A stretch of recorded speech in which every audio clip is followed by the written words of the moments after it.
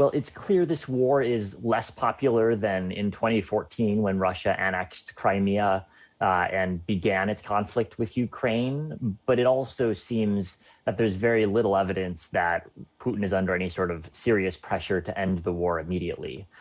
Certainly, Russia suffered higher casualties than it expected, really substantial casualty rates in the Russian military.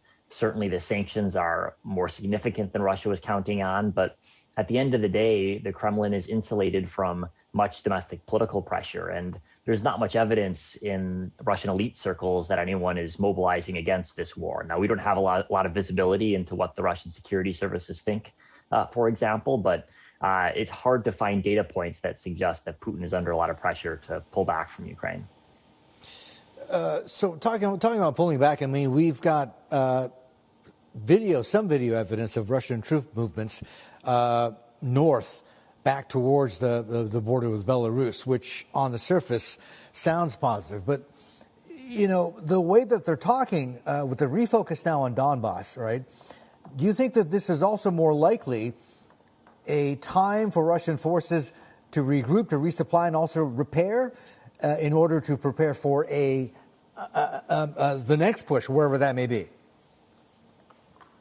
Well, I think that is right. And we should remember that over the course of this crisis, both during the active fighting, but also beforehand, we've heard multiple times from the Russian side that they were withdrawing forces here or moving forces there. The week before the war was launched, if you recall, Putin and the Russian Defense Ministry both announced that Russia was pulling forces back from the Ukrainian border, and then days later it invaded. So I think we should be hesitant about drawing too many conclusions from any announcements, and even small-scale troop movements can easily be cover for Russia's intentions. But it certainly does seem like Russia's chances of taking substantial territory in the north of Ukraine have failed. They've tried to surround Kiev and simply couldn't do it.